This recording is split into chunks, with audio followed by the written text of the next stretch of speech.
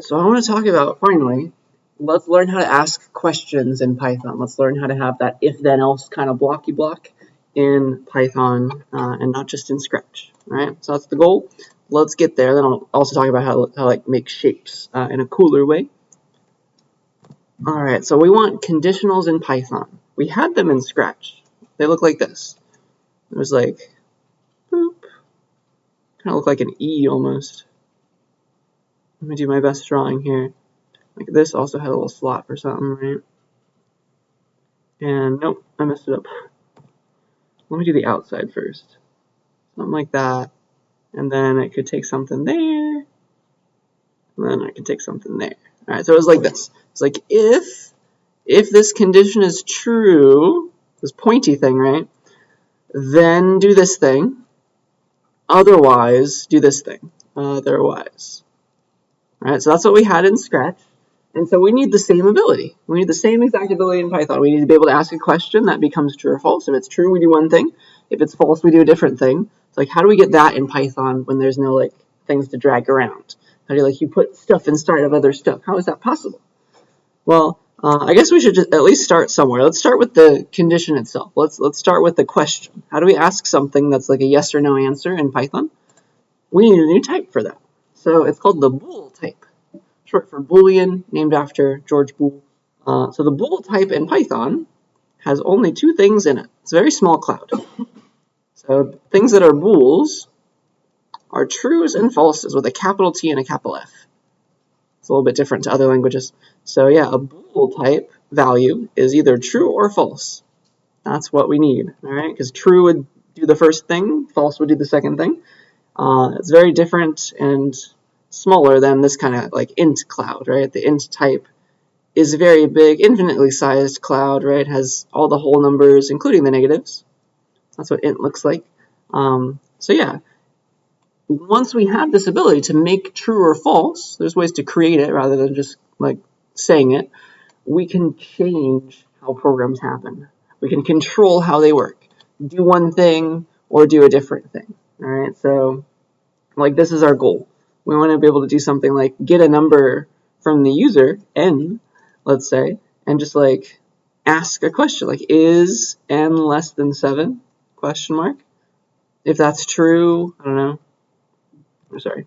If the answer is yes, we'll do one thing, and yes in Python will be capital true. And if the answer is no, it'll be false. All right, that's the idea. So like we can say stuff like that. So this, for example. That's how we can create a true or false. You can do some comparisons. Like the less than exists in Python. Like if you have your n variable, if it's set to 5, is n less than 7? The answer is yes. It will be true. It will give back true. You can ask other things in Python, like is n less than 3? Question mark. That answer would be no, right? So it would give back false if you tried to ask that. Okay, so that's the goal. And you can have bool variables too. You don't have to just like do a condition like this. You could. I guess you could do this, like set b equal to this condition. That would work. Set it to true. You could just hard code it, set it to true. So bool is a type that works just like any other type. That would make a variable set to true just like that. All right, because I think that is most of what I want to say here. And yeah, just having that ability will allow us to ask that question that we needed to ask to like be able to branch. Like, hey, is n less than 7? Question mark. If the answer is true, or yes, do one thing. If the answer is false or no, do a completely different thing. Okay? That will let us branch off, do one thing or another. So, yeah, I better show you some examples of that, huh? Let's bust out idle. So if the computers have restarted, you'll have to reinstall Python and open up idle again. Very sorry. But if I ask them to install it, it's just going to be out of date the next day. It's not worth it.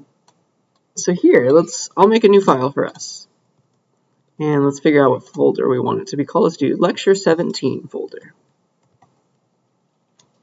And you can save yours wherever you want, but I'll make a folder for us for the day. Lecture 17. And so I'm going to go in there, and I will call it bools.py. So yeah, let's see some of this stuff. So the bool type is a brand new type.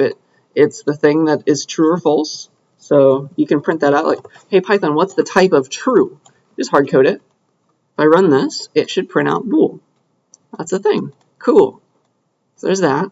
And you can make variables. You make bool variables like set b to true, set b to false, whatever you want to call it. Call it x.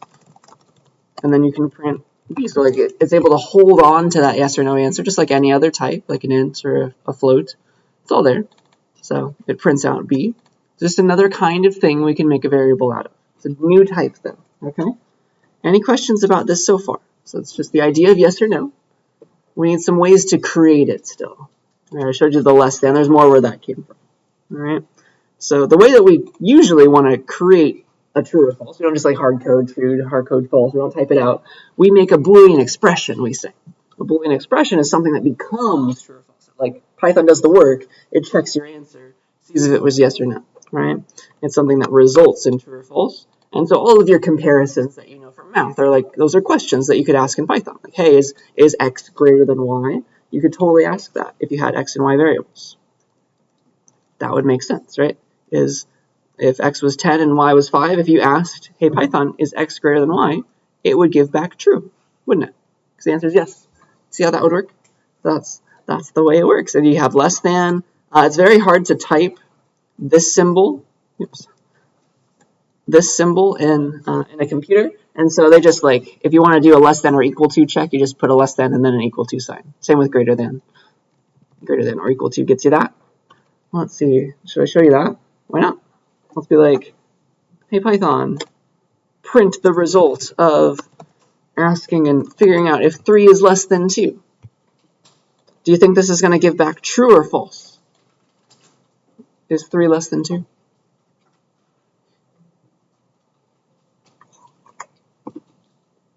I don't think so, right? So the answer should be no or false. See it? Does that make sense how we got from that to that? It's going to compute it. It's going to figure out, hey, was the answer yes or no? All right, we got some more. These are our equality checks. We got to use double equals. Double equals to check if something's equal to something else, because we already have this, right? This one equals is overloaded to like make a variable instead of variable. So we can't use that for checking equality. So we use double equals to check for equality. This will be like, hey, is one thing equal to another? Yes or no? Does that make sense? So we need a new kind of operator for that. And this is the not equals to sign. Read the exclamation point as not. Because again, it's hard to type this inside of a computer. And so like they made it a two-step process. Like to check for something not equal to something else, you say exclamation point equals to. Okay, so it checks for disequality, just like double equals checks for equality. All right, so let me show you some of that. Let's be like, hey Python, is 3 equal to 3? Print the answer, please. So double equals to check for equality. Is 3 equal to 3? Yes. So it gives back yes, which is true. All right. Can ask, hey Python, is 3 not equal to 3? It's kind of some double negatives going on there, but hopefully you see like 3 is not equal to 3, right? The answer is no to that question because 3 is 3. They are the same. So this is like, it's true if they're different. See that? That's how that one will work. So it gives back false there. Any questions about these operators so far? So like these are the things you put in like in a condition to check. Hey, is like something less than something else? Do one thing or another thing. We still doing okay? So it's very similar. I can't lose my voice this early today. It's very similar to Scratch. Like you're just not dragging it out, you're just typing it now. All right. So with that in mind, you can also combine your Boolean expressions into bigger Boolean expressions. You got 2 bool values. You can AND them together. You can OR them together. You can negate a Boolean value to make the opposite Boolean value. And so you can do some fancy checks like this. You can be like, you remember what AND or not do, right? Like AND is true if they're both true. So you could ask stuff like this. You can say, like maybe you're making a program for like to check whether somebody can go on an amusement park ride. You like enter in their age and their height, like only if the age is greater than 12, and you can spell it out in Python. You say and the height is greater than or equal to 48 inches or something. Like you want that to both be true to say that the person can go on the ride, yeah? So remember that the AND operation looks like that in math. Here's its truth table. It's only true if they're both true. That's the one true case. In every other case, false, true, false, false. Every other case, it's false, false, false, false. Okay? No more truths. So that's the one time it can be true. It's only true if they're both true. That's what and does. Does that kind of make sense to be able to ask that question? So again, it's all Scratch again. It just looks a little bit different, but you'll spell out the and the or, and then not as well. You spell it, not only takes one thing. It's the thing you want to negate. Flip the sign on. Flip from true to false and false to true. So yeah, I've got this. You can use the variables. Like, all right, I got a B variable. Let's print the result of negating B. Print not B. Does that make sense to ask that? Like, all right, B is true, not B. Remember the truth table? It's just going to flip it. It's going to become false. That's why we see false right there. Is that coming back to us? Any questions about that? You have those combinators now to combine booleans. All right. I think that's what I wanted to say there. You do have to be very careful. This is a very common error for us CSCI 1 students. You'd think that the single equals would check for equality. It does not. You need the double equals. All right. The first one checks. The second one sets. And so let me go to the REPL really quick to show you the problem there. It's like a single equals is not good enough. Hey, is 3 equal to 3? That's not how you do it. It's going to give you an error. It's like, no, it's something that you want to set. It's got to be double equals to check. And likewise, this becomes very much a problem when you have variables. So like if x was 7, you want to check, hey, is x 42? That's a double equals 42. That's what gives back true or false. If you say, hey, is x equal to 42 like that, and think that that would be right, not only does it not give back anything, it also just set x to 42. You see the problem there? That's a very unfortunate fact. I wish they didn't use the equal sign like that, but it's going to run you into trouble eventually. All right, so just make sure to remember that idea. If things go wrong, maybe come back to this. Okay? I think that's what I wanted to say. Are we good? Still hanging in there? So it is all Scratch stuff again. It's just in a new form. All right? So if we are happy, here's my question for us for the day to get us started. So I've taught you a bunch of combination things, a bunch of comparisons.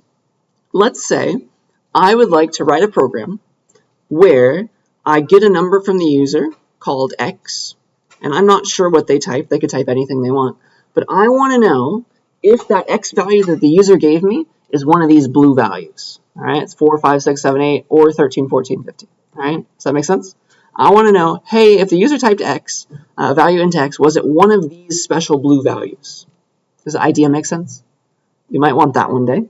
And so I claim that one of these conditions is true only when X is a blue value and it's false everywhere else. And now I want you to find it. All right? So look at A, B, C, and D. Talk to the people sitting next to you. See if you guys can figure it out together. But one of these options will pick out just the blue numbers. It'll only be true when X is a blue number, false otherwise. That's what we want right now. Does that make sense, the question? So please give that a try. Here, let me start up the bike clicker. Please do attendance, and I'll stop that after this. But yeah, enter in your answer after you've discussed it as a group. All right? Which one is going to pick out only the blue numbers?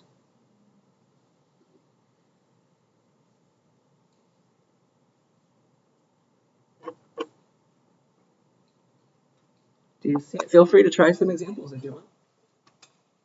Like make an X variable, set it to something, print out the results of each of these.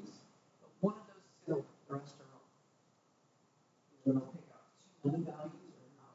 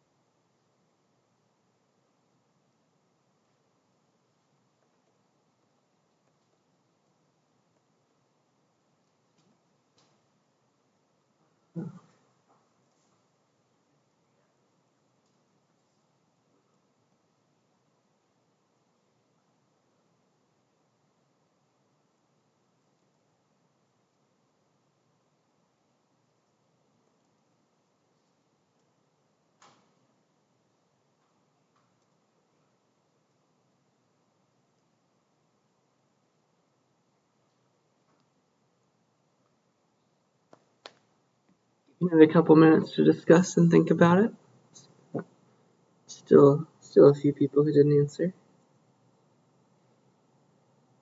Man.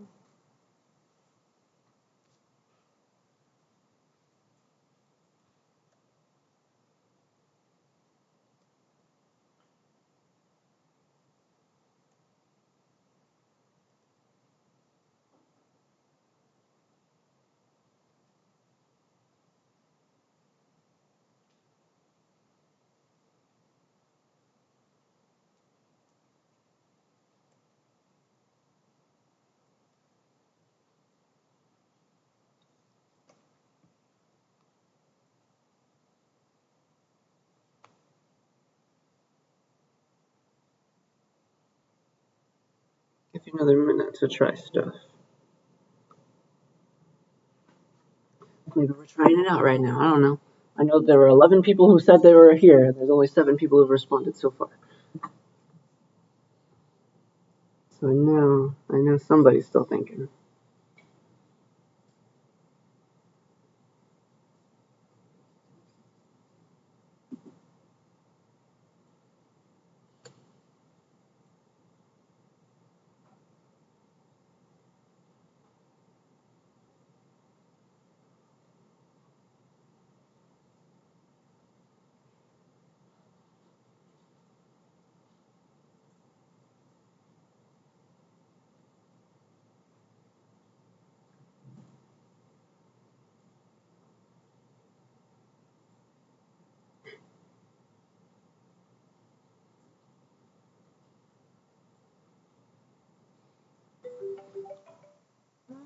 All right.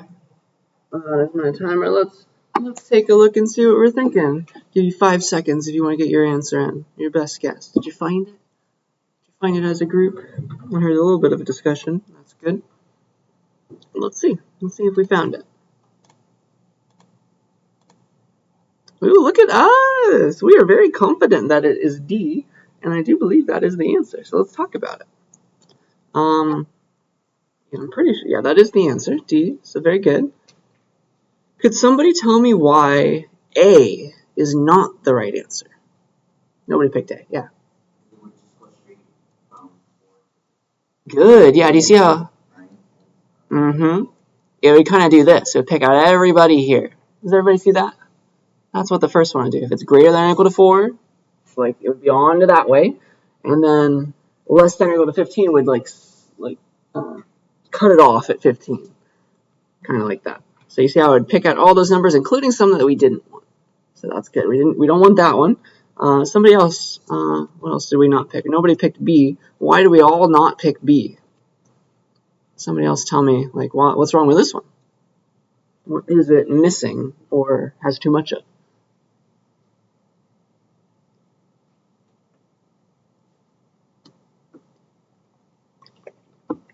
Yeah.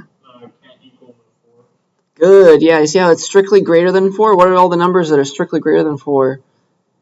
It's from 5 onwards. See how it's skipping the 4? And then this one would be strictly less than 8, so it's also skipping the 8.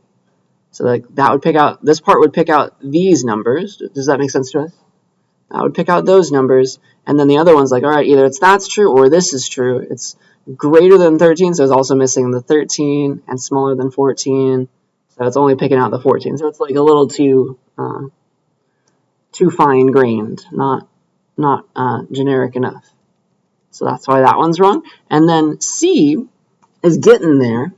Almost right. It's greater than or equal to 4, so it's got the 4 bit, finally, but less than 8, strictly smaller than 8. Does everyone see how that's going to skip the 8, that first part right here? That part's going to pick out only 4 through 7. So that's not going to work. But does this one work? This side is going to be okay if it's strictly greater than 12, so from 13 onwards, and then strictly smaller than 16, so from 15 down. So this one, C, is only missing out on the 8. See it? And then D will finally get it. It's strictly greater than 3, so like from here onwards, from 4 onwards. And it's smaller or equal to 8, so that first part will pick out the blue, the first blue. That's good. And then the second part, strictly greater than or equal to 13, so here onwards, and then cut it off at 15. not including 16, strictly smaller than 16. So that's why that would pick out those. Okay? Does that make sense to us now? Any questions about the question? Do you see how we would figure that out? Because one day you might want this. Like, all right, this range is okay, or this range is okay. Something like that. All right. Let's see here. Now we're ready. We're ready to actually make this in code now. Because we have the condition part, we can ask questions, and then like the part where you put the code that runs when it's true and the part where you put the code that runs when it's false is the last piece. And that piece is easy. So yeah, to make a statement that runs, let's just do, let's do this one first. Just the single if. The one that's like, if something's true, then run this part in here. Otherwise, do nothing at all. So that one's the first one I'll talk about. It's easiest.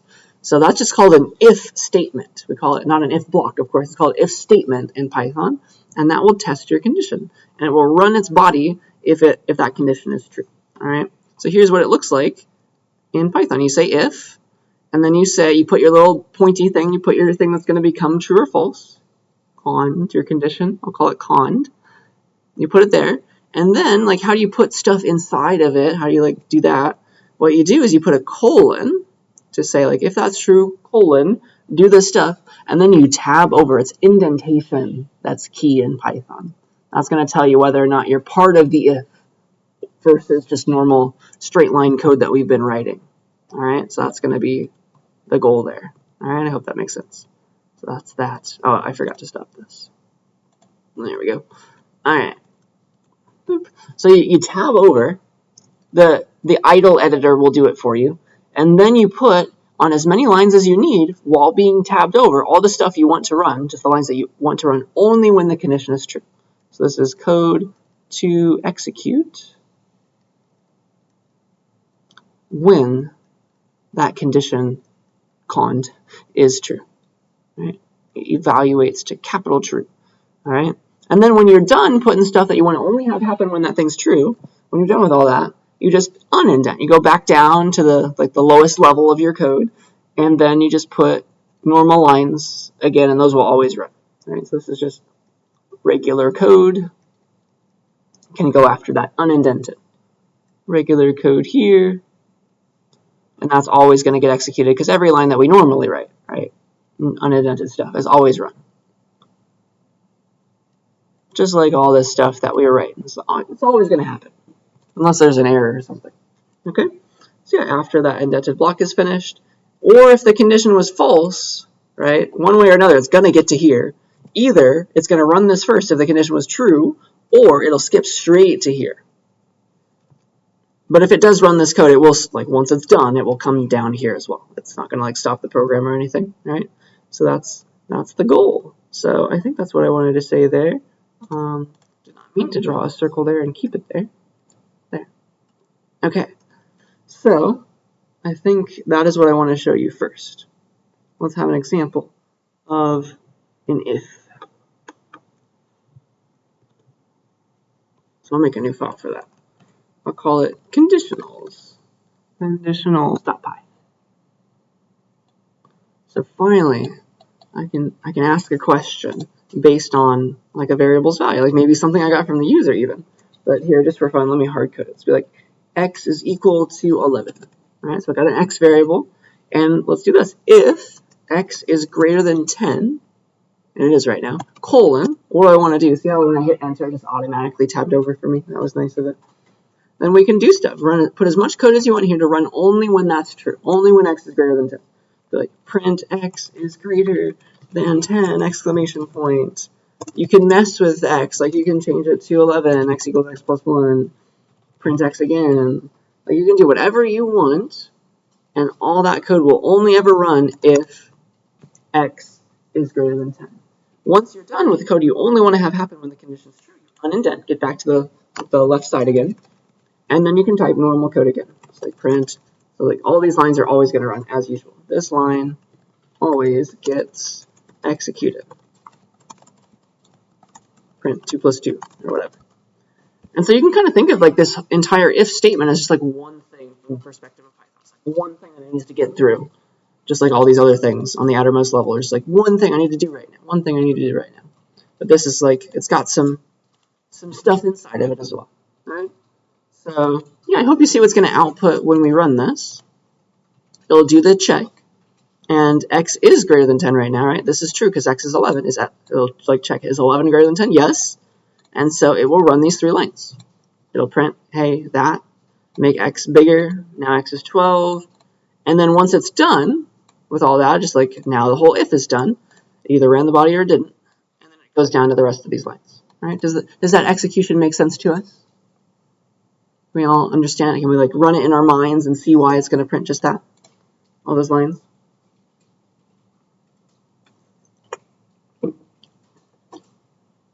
What if x wasn't greater than 10? What if x was 7? Now this check is going to be like, hey, is 7 greater than 10? And that's definitely not true. So what will happen there, it will skip over all of this. It only runs this inner part, this body of the if x is greater than 10, and it's not anymore. So it's going to skip over all of these lines, x is still 7, and it's going to go straight to these. See how it's only going to have those 2 lines as output now? Is that still making sense? So it does it or it doesn't. Either runs the code or it doesn't, depending on that condition, and that makes for cool programs.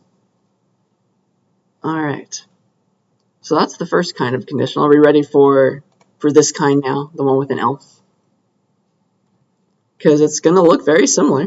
It's going to have most of the things we've just said. It's got another slot now to fill in with stuff. So yeah, because a lot of the time we don't just want to do one thing if it's true. We want to do like, if it's true, do one thing. If it's false, do a different thing. All right, so something like this. Based on my pointy condition,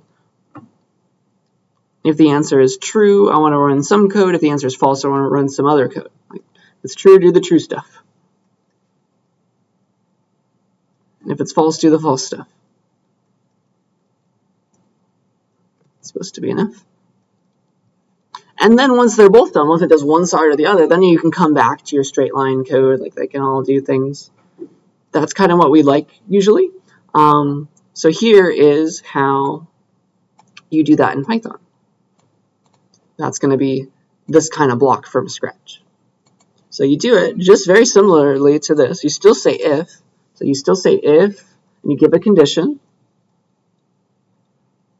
And then you put a colon. It's like if that condition is true, you tab over and you still do the true stuff. So that looks exactly the same. It is exactly the same. True stuff, as many lines as you need. And then you unindent and you say else. Else colon.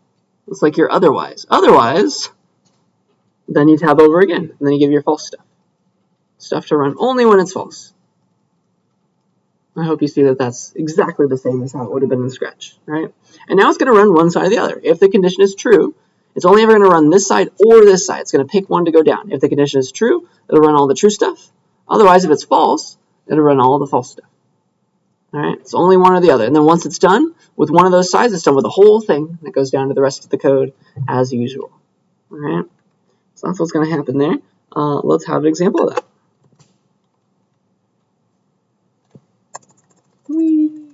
Let me section off this program.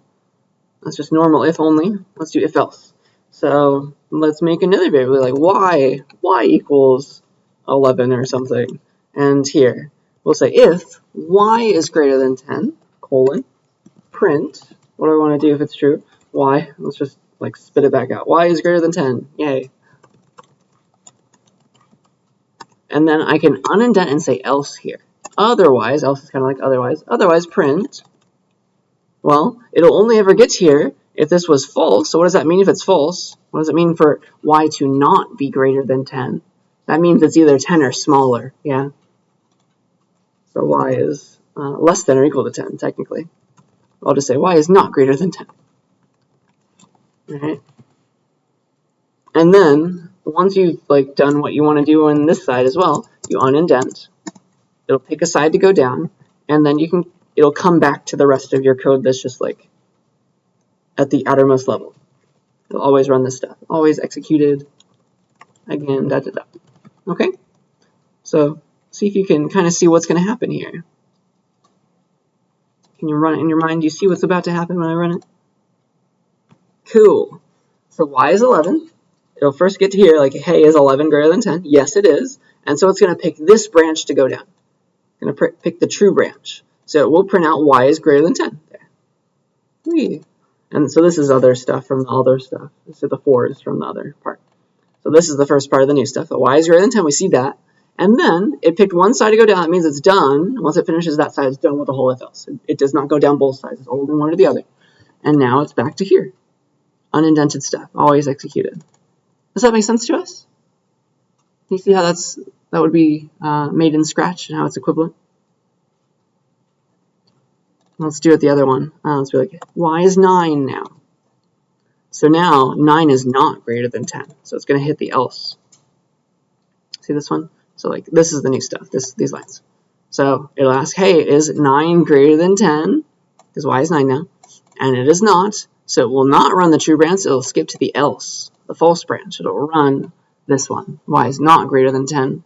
And then once it's picked a side to go down and it's run all the code in that side, it's done with the whole if else. And it jumps down to the rest of the unindented code. All right? You see why it's going to execute and print those things now.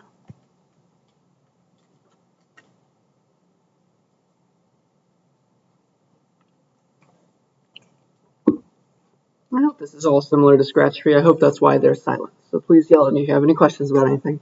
I'm here to help. Are we ready for the ultimate kind of conditional? There's one more that lets you have a bunch of stuff in it. A little bit more complicated. You ready for that? Well, let's do it. Stop me at any point. All right, so it's called if-elif else now.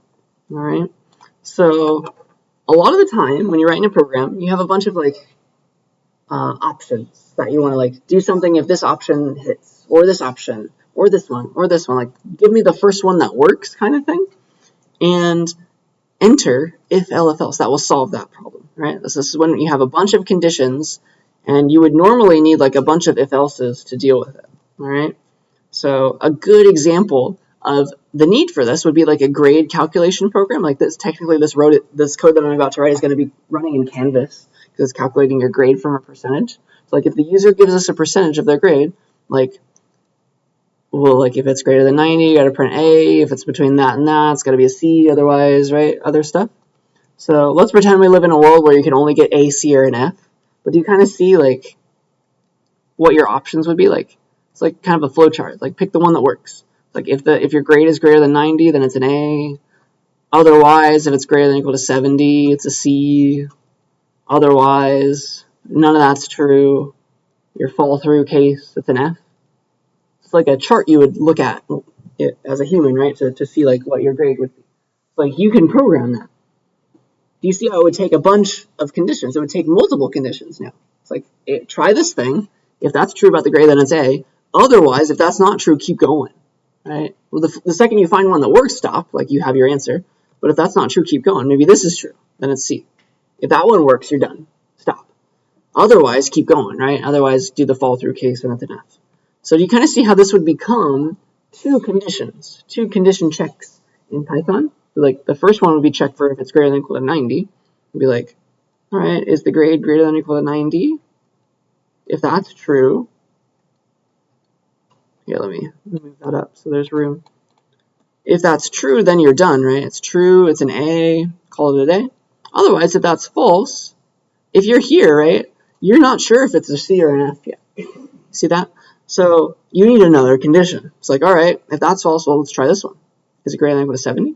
Question mark. If that's true, then it's a C. Otherwise, it's an F. Do you see how that would end? If that's false, then it's an F. That would be multiple if-elses. Let me show you how you would do that. And then there's a cooler way. All right? I promise that there's a cooler way. But let's do it this way first.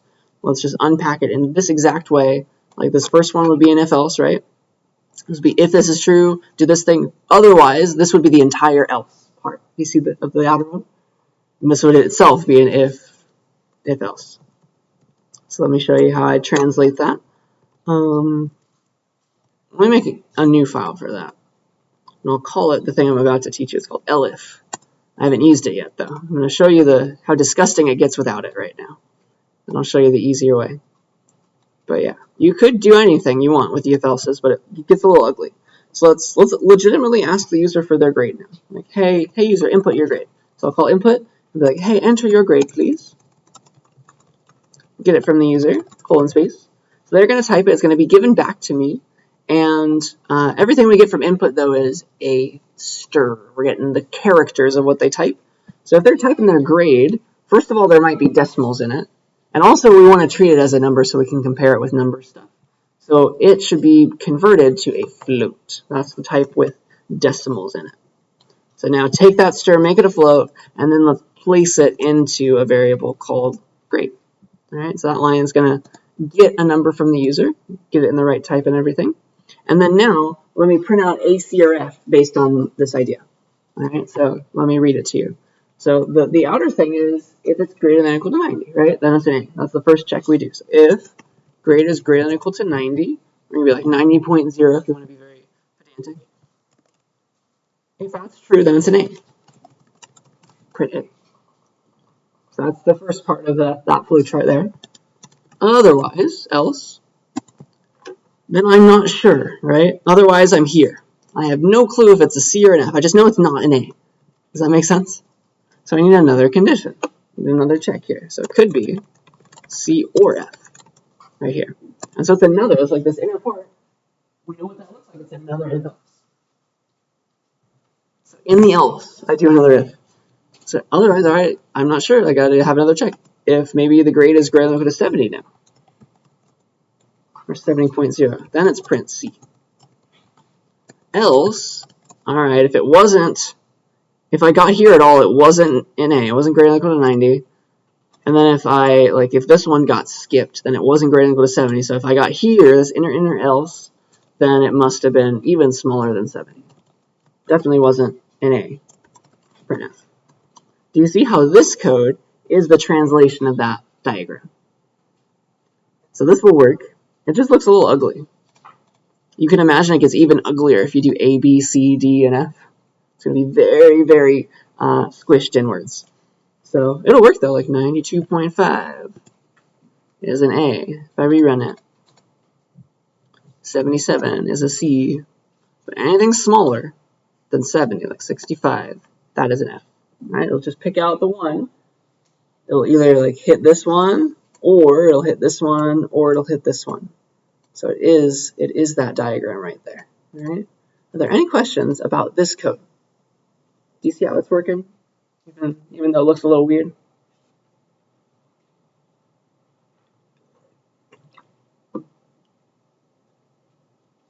Because there is a way to make it better. There is a way to make it better, and it's this thing called elif. All right? So we can have an if-elif else statement. I wish it wouldn't be underlined, but I guess we have to roll with it. What you can do is add an elif. It's called elif, and it's short for else if. In some languages you spell it out, but in Python you just say elif. And it's kind of like an else and an if together at the same time. It's going to look a little weird. But I want you to think of it whenever you see it as otherwise. It's like, read it as the word otherwise. And it takes another condition, right? So here's what the if-elif else statement looks like. You say if, you have your first condition. I'll call it like cond 1 or something, because there will be multiple. And then, like, if that's true, do one thing. Do body number 1, okay? And then, you don't have to say else, you can say elif. And then you can give another condition, cond 2. And this will try a bunch of alternatives. Like, all right, if that one's true, do body 2, and then you're done. Otherwise, you can have as many elifs as you want in the middle. So you can sandwich them. Like elif. All right, maybe if none of those ones above were true, maybe try condition number K. Do body number K if that one checked out. And then if none of them worked, you can still have an else at the very end. Be like, all right, if none of those worked, I'll give up. Do my last body. I guess it's body K plus 1. Okay, so that's what if elif looks like. You can have one elif, you can have a million elifs, and you can have an else at the end still. It's not this else is optional though. And what it does is it tries a bunch of alternatives in order, and it picks only one body to go down. It's like it only picks the first one to go down that works. That's what it's going to do. That's how I want you to remember it. All right. So this one's normal. It's like if the first condition checks out and it runs the body, then it's done with the whole darn thing. Finds the first one that works and moves on. All right. So that means if this one was false, it's going to try this one next. It's like, all right, otherwise maybe this one was true. Run this body and be done with it. That's what's going to happen. All right. So this condition is only ever tried if the first one doesn't work out. That's how that works. Only ever tried if cond 1 fails. So that's how I want you to read this otherwise. Like, if this is true, do this thing. Otherwise, if this is true, then do this one. Otherwise, otherwise, otherwise. Otherwise, if none of those were true, do this one. If this condition worked out. And then finally, otherwise, if none of those worked out, do this one. It's only ever going to run one of the bodies, though, and it'll stop at the first one that worked. So this else, if you got to the else, it's a very sad day. None of those other ones above worked. Only run if every, if I can spell every, that one's only run if every condition, every single one above, is false. We wouldn't have gotten to it otherwise. It's like that's the very last one. That's our follow through. If nothing else works, do that one. Well, it's only one or the other, right? Only the one that works. So let me translate our previous code to a use of elif. And I'll show you that's a little bit prettier. You will grow to prefer it, I think. So yeah, this code, I'm going to write the same code again, but using elif. So alternatively, using if elif else. And so I'll just start with that code. I'll copy and paste it. That's totally fine. Let's take this code and watch what I'll do. This is the first one, right? If the grade is greater than or equal to 90, then it's an A. And then go back to this table, right? Otherwise, if it was greater than or equal to 70, then it's a C. That's an elif. So I'm going to take this else, and I'm going to turn it into an elif. See that? Otherwise, if it's greater than or equal to 70, print C. And then otherwise, print an F. Do you see how you can get rid of a lot of indentation that way? It looks a bit prettier. This code right here is exactly the same as this code. It does nothing different at all. Those are equivalent. And so it's going to print the same grade twice now. And your grade 92 AA. These are the same thing. They're both going to all print A's or all print C's or whatever.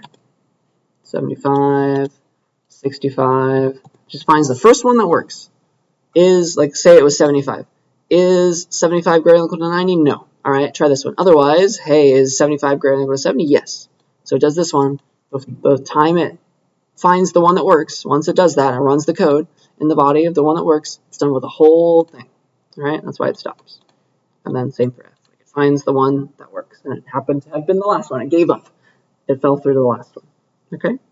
Are there any questions about why those two pieces of code are the same? Do you think you might like the elif better? It looks a little weird right now. It's short for else if, and I want you to read it as otherwise. I claim that you will prefer it one day. All right. So yeah, I think that's what I wanted to say about conditionals. Now you can ask questions. You can have a different program each time, like getting numbers from the user, and you can play with them in different ways based on what you got. It's very cool. All right. Are we ready for turtle stuff? I want to show you some more turtle stuff now. If you're ready. All right. So here, let's talk about drawing again, because we've been making pretty pictures, but they've all been black and white. So let's have some color. Let's involve some color, and then I'll show you how to like fill in your shapes as well. Like in addition to drawing with different colored lines, I'll show you how to fill in your lines. Okay. So yeah, let's do that. It's all on the documentation page. So you can be like Python turtle. The first one to make line color changes, that's turtle.pen color. There's a pen color, and then there's also a fill color. I think you can imagine what that one does. But you just say like, hey, turtles, change your pen color to brown. Change it to other, if you know like HTML kinds of colors, like that's a thing there. But you can just like spell out colors. Every color of the rainbow, you can use it as a stir, and like it knows what color that is. So just like turtle.pen color, give it a color, red or blue or something. And the second you've done that, the second you say that line, by default the turtle's drawn in black and white on his tail. But the second you say turtle.pen color red, he will suddenly have red ink on his tail.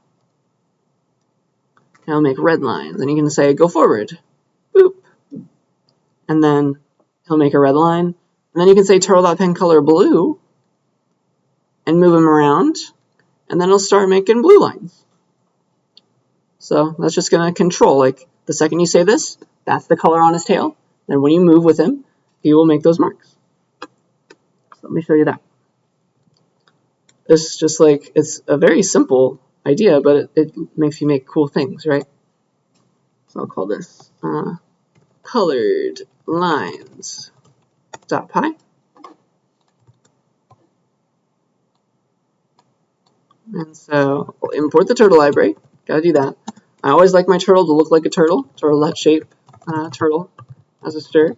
And then now I can make marks with different colors. It'd be like turtle dot pen color. Give it red. And stirs in Python, remember, can be either double quotes or single quotes. Python does not care. So let's do a single quote one this time. So this will now change the pen color to red, the color on the tip of his tail. And if I move him now with that color forward by like an amount, 100, then he will make a red line. It'll be beautiful.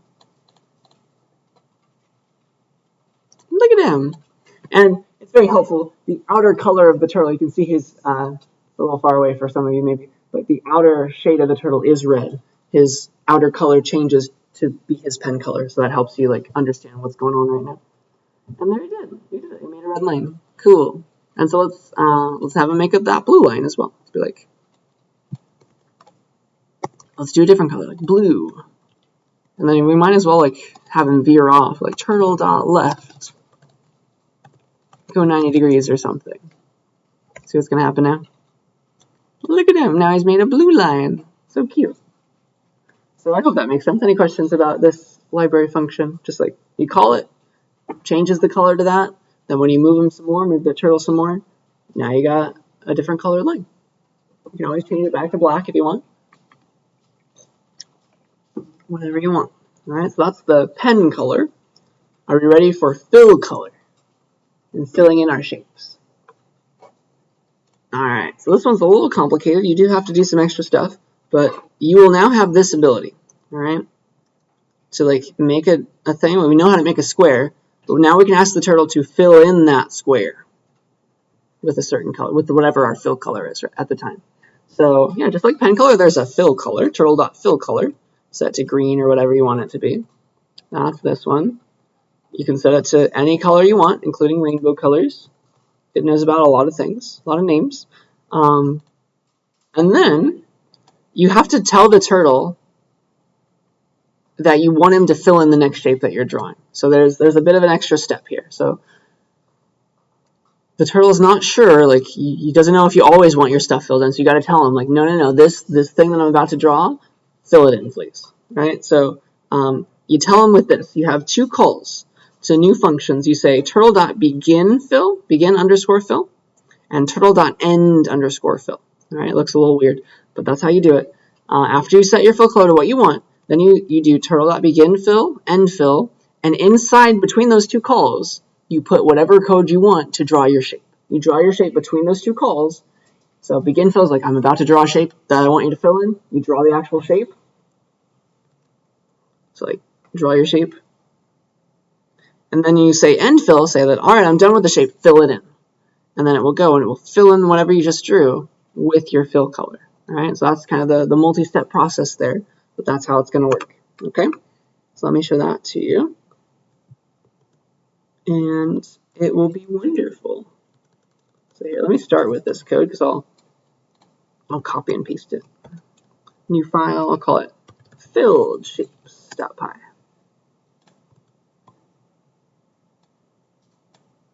So I still want my turtle to look like a turtle. Everything else I can change. Yeah, let's set the fill color to some. Let's do it as green. Why not? Turtle.fill color be green. And again, I could do that with a single quote if I wanted to. And then now let's draw a shape. So I've got, so far, I've got some weird colors going on, but I've got part of a square. Let's continue the square. If I just copy and paste a few more things, right, I'll get a fancy looking square, won't I? This last left 90 is not necessary. But this code so far, that'll draw a square, won't it? And you see, it's very hard to see, I think, but the inside of the turtle, because I set the fill color to green, it is green right now. Maybe you can see that, maybe you can't, I don't know. So I drew my square, but it didn't get filled in. You have to tell the turtle, no, this thing I want you to fill in right now. Okay, so what you say is this. You wrap your shape drawing between this begin fill and end fill. All right, that's what you do. So where did the shape start? It started right here. So you say turtle dot begin underscore fill. Just call it like that with no arguments. This tells him to start filling. Start filling, please. And then once you close off your shape, that was down here, right? Once you close off your shape, you say turtle dot end fill.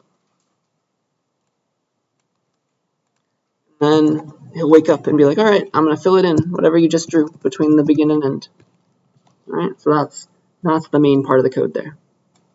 Make sure that your fill color is what you want it to be by the time you do end fill. And so he's about to close it off. The second he closes it off, that's when our end fill runs, right? Right after all that. And then now it's green. Isn't that pretty? Any questions about that? So just got to remember the begin fill and the end fill. And also set the fill color to something. By default, it's black. If you want black, that's fine. All right. Yeah, we good with that one? It's a fun little example. And so now we have we know some cool stuff in Python. I want to just by the end of today, I'm going to show you one cool thing. So here, let's next talk about randomness, because that's going to make for some very interesting programs, especially when we start drawing stuff with randomness. So there's one file and there's a random library in Python. Search for it, Python random. Here are all the functions in the random library. We're just going to use one function today. It's the one that I'm going to use for most of the class. It's called randint. Where is it? There it is. Say random.randint. You give it two things, a range. And it's going to give you back, like say 1 to 100 or something. It'll give you back a random number within that range. You're not sure what you get because it's random every time. All right, so that's what we're going to use. So we're going to import the random library, just like we imported the turtle library. And go back to blue. I'm going to say import random.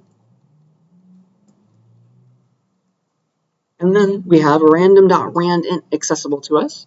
And if you call it like this with 1 and 10, it will give you back a random number between 1 and 10. It's like it's flipping a 10-sided die or something for you. It's rolling it.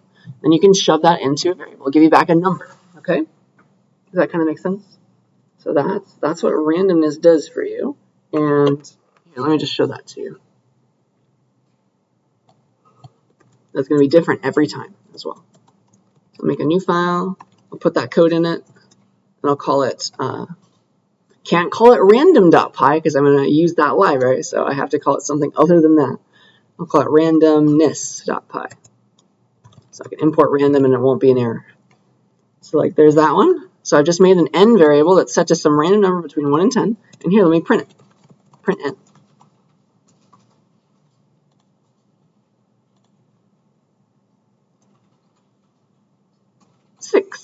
So give me a random number between 1 and 10. This time it was 6. If I rerun it, it'll be a different number usually. 7, 6 again. It's round. Now it's 2. That's cool. With randomness, you can make a video game and have your enemies go in different ways, different every time. It'd be very fun. All right, so that's what random does for us. Any questions about that function? You just call it with 2 things, and that's your range. It'll give you back a random value between those ranges, inclusive. It could have been. It could also give back 10, inclusive. All right. So yeah, for my last example, then, what I want to do is let us make a program that creates random squares. All right. I think that will be fun. We'll get some random fancy abstract art going on. And here's how we need to do it. What is it? What do we need to know to draw a single square? If we think about it, like how do you represent the idea? Like I want to draw this exact square right here. It's a philosophical question, maybe. Like how do you know? Like this square is right there. Like if I was telling you over the phone or something to draw that exact square at that exact place in the coordinate line, coordinate system, like what would I be telling you? I was telling you with my voice. How would I describe that square to you? What might I say? Any ideas? How can I get you to draw that exact square without showing it to you? Because we need that in code, don't we?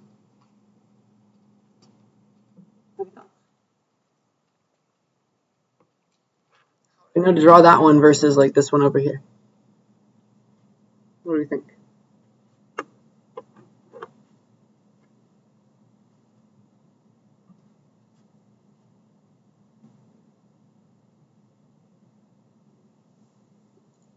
Not sure? Good. Yeah, that would tell you. And I could start listing off the coordinates to you, couldn't I? Is that what you mean? All right, like there's a coordinate there, there's a coordinate there, there's a coordinate there, there's a coordinate there. That would describe that square. Does that make sense to all of us? So if I wanted to draw a random square, that means I could pick 4 points and go to each of those points. Does that make sense? Might not end up being a square, though, if you do it that way. Another way to represent the idea of a square, this is important, right, is maybe a little bit less information, is you still need a coordinate. You still need to pin it down, right? Pin it down. Give me like this coordinate or something of the square. But after you've pinned one of the corners down, do you see how you could just like, you could tell me over the phone the width and the height of the square, and I could also figure out that exact square? Does that make sense? That one's a little bit simpler, I would say, so let's go with that idea. But the other way with 4 coordinates could also work. Does that make sense to us? The idea of representing the idea of a square is like, that's what we need if we want to draw a random square. We have to compute random coordinates or random widths and heights. Yes? Because then we can go off and draw whatever we got back. That's the goal, all right?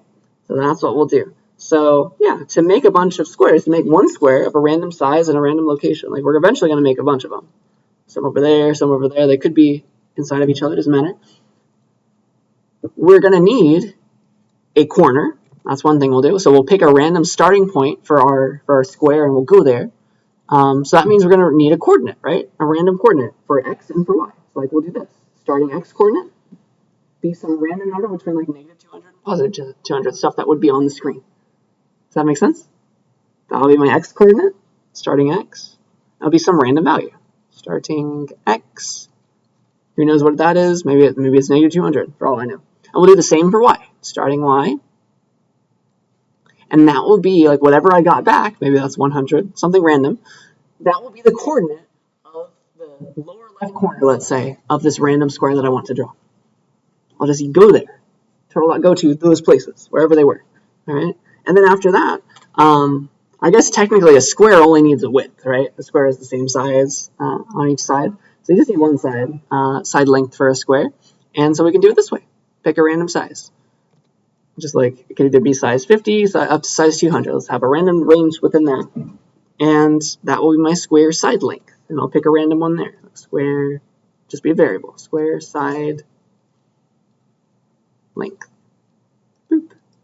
And maybe that's like 150 or something. Okay?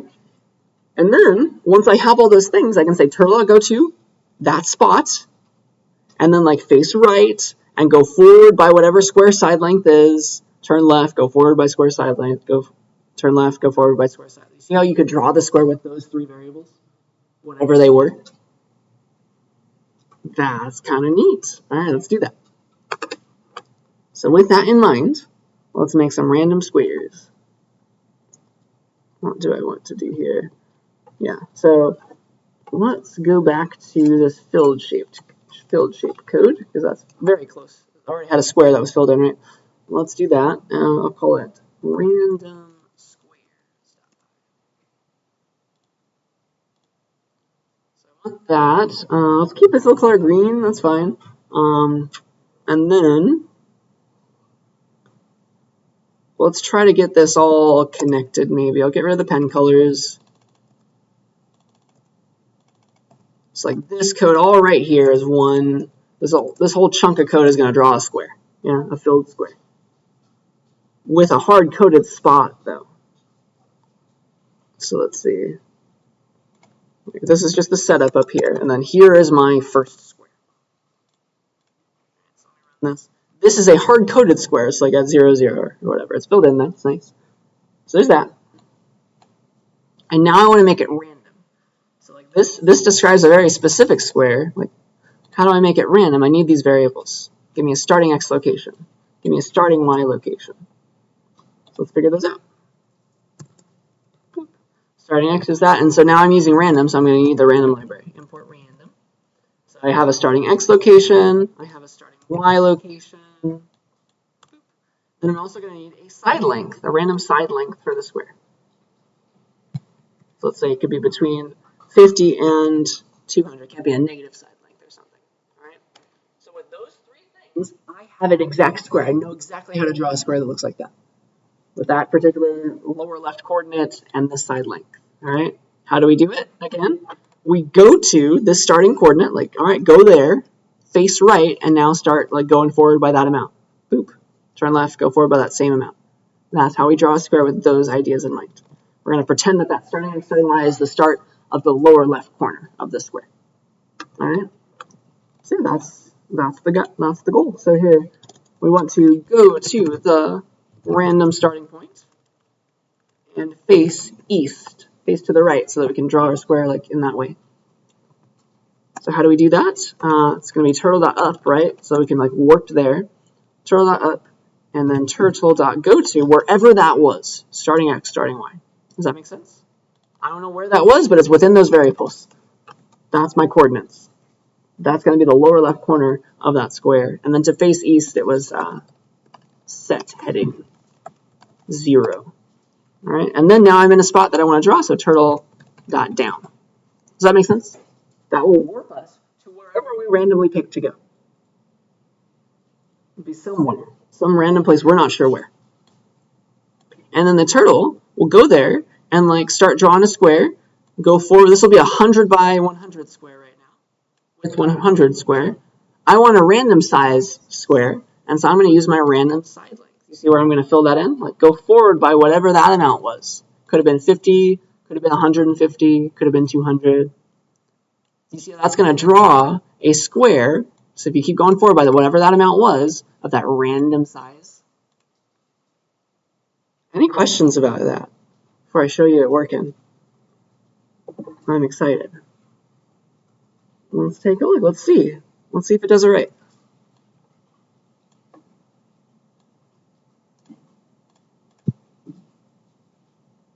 Well, look at that. It's a random square up there. Cool. And if I rerun it, the beauty of randomness is it's different. Now it's smaller, now it's down there.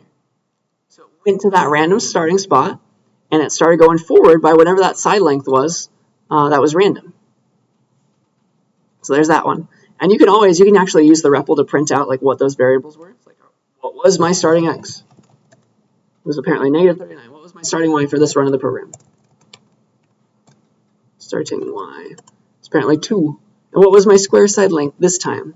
It's random. It'll be different every time. This time it was 86. Interesting. That's very cool. Are there any questions about this? Do you see how that's going to draw a square of a random size at a random starting location? Using our variables. Whatever they were, use them. That's the beauty of it all. I love it. This is very fun for me. All right, so let's ask the user next for which color they want to draw with. Because to fill in the thing, you just like give it the fill color, right? And so instead of fill color green, let's just give it like whatever color the user wants to use. We can ask them. We know how to get a stir very easily, right? With input. Like input, hey, give me, enter the color user. Enter the color, colon space. And I can save that somewhere in like color to use, like into a variable. And it's already a stir. The user can type red or something. and like I'll just change the color to whatever that was, whatever was in that variable. Does that make sense? Just like we're doing for the square. Change it to whatever was in that variable. Go to wherever those coordinates were from those variables. So like if the user types red, the color to use will be a variable containing red, the string red, and then we'll set the fill color to that. And then we'll start drawing a random square with that fill color. It'll be great. So the very first thing it asks is enter the color, so I'll say red. And look, picks a random starting location, random side length, with a red fill color now. Does that make sense to us? What's going on there? Good question. So it is possible for the user to mess up and be like, that's the color I want. They just like misspell something completely. You will get an error. The turtle doesn't know what color that is, and so it will complain. Yeah. If you give multiple colors, that's another potential error. Let's see what happens if I say like blue space green or something with a space in between. Again, yeah, it's not just going to take the first color or something. It's going to just complain. It's like, I don't know what that is. Yeah, good question. But if you give a normal color, like purple, it will change the fill color to that and start picking the random square and put it there. I love it. Any other questions about this? Yes, you could keep asking the user for new colors as you drew. You just like copy paste all of this. Draw another square with a different color. Does that make sense? Yeah, you should definitely try that. Because what I want to do, I want to draw 5 random squares total. So let me just copy and paste. The way that I can do that is I can just copy and paste like this code right here from this section on downwards. This is the code that figures out a new square and it draws it, right? So if I duplicate that code, then I'm going to draw a different random square because I pick some new random stuff. It'll still use the same fill color because I changed that up here once and for all, but you can keep changing the fill color if you'd like. That would make it even more fancy. But let me copy and paste this 4 more times. That will give me 5 squares. It's going to redo all the randomness. 3, I think that's 5 times. So there's 1, there's 2, there's 3, there's 4, there's 5. So I got 5. 5 times that code, a bunch of times. What's a color I haven't used yet? Like orange. Oh, look at it go. It's going to keep running that code. Does it 5 times. It gets 5 new random things. And sometimes they overlap, sometimes they don't. But you get some very cool like abstract art out of this. Time for yellow. Isn't that gorgeous? So those ones overlap this time. Just like draw on top of it is how it works. That's your new phone background, abstract art. It's beautiful, all right? So I hope that makes sense, what we're doing there. I encourage you to take this code. I'm going to share this with you, of course, as usual. I highly encourage you to take this and play with it. Change the colors if you want. But I think that's all that I wanted to say about this example. Are there any questions about it before I move on? So definitely take this code, study it, play around with it. It's fun to get stuff working, right? And to make some cool things. It looks cool, so it's worth studying, I think. All right? So with that, I would like to give you your next programming assignment, and it's going to be you using this program. You're going to make, I'm going to force you to change around this program if you aren't going to already. So your programming assignment is going to be based on a silly old YouTube video about green not being a creative color. So if you've seen that, you will understand what I'm saying. Otherwise, don't worry about it. It will be fun anyways. So here's your next programming assignment. I would like you to do something very similar to what I just did. I made a bunch of random squares. I want you to make a bunch of random triangles. All right? I think you can see how you need to change stuff. I would like you to please do this program. Write a program that uses Turtle and Random to draw 10 triangles of random sizes and locations. To keep it easy on yourself, you can make an equilateral triangle, like all the same side length. That would make it easy on you. But you could do whatever you want. Compute 3 random coordinates if you want. Just like figure out how to represent a triangle if you want to think about it that way. I would like you to, just like I did with the squares, ask the user at the start which color they want to use and have their little random triangles this time filled in with. Though, I'm forcing you to use an if-else, or just an if at least. I'm forcing you to use a conditional. I want your program to ask the user which color to use as the fill color, and then set it only sometimes, right? I want you to set the fill color to whatever they asked. If they asked you to set it to red or orange or yellow, like set it to those colors. But if the user asked for a green set of triangles, you have to disobey them, all right? Green is not an option. Green is not a creative color, apparently. It's a funny old YouTube short. Please watch that if you're interested. It's a little weird. If the user asks for green, do not set the fill color to green, okay? Don't set it to green. Set it to something different. You set it to red if you want. You can re-ask them if you'd like, if you know how to do loops already. But if the user asks you to use green, you must disobey them. Change the fill color to something other than green in place of it. Does that make sense? So that's me forcing you to use an if statement and get practice with an if statement as well, okay? Because you'll have to check, like, if it was green, then make it something else, something like that, okay? Does that make sense to us? Questions about that? So that's the main feature of this assignment. So you're making 10 random triangles, random size and location, and the color is whatever the user wanted unless they asked for green. If they ask for green, you must disobey them, give them a different color, okay? So it's going to look a lot like the code that I wrote, but you're gonna fix it up, make it a little bit different, all right? Are there any questions about that? That's the main bulk of the assignment. You got 2 weeks to do it, and let's see. I think that is all that I wanted to say. So most colors work. Python turtle fill color list or something. Like there's a list of things that the Python knows about, all the colors that it understands. And it's more than just the rainbow. I'll give you a list later.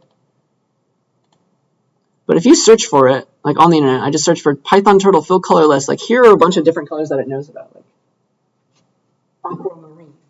You could type random things and it will understand them a lot of the time. Like it knows about some interesting color names. So feel free to type those in. It's just green that's not allowed. All right. Yeah, I think that's what I wanted to say for this example. Please, as usual, give me a video of it all working. Make it last for a while. Those of you who have programmed already, you're going to do this assignment as usual from now on. Keep doing the Python one with everybody else, but like make it fancier. Maybe like look into using loops, or like look into keep asking the user for different colors rather than like picking one for them. Like try to use your own knowledge, right, to make it fancy and keep it entertaining. But I think that's all that I wanted to say. So you got 2 weeks to do it. I think I've explained it well enough. And I want a video, as usual, where you explain your code. I want to hear you go through it and tell me that you understood it. All right? So yeah, if there's no questions, I think that's all that I got for us for the day.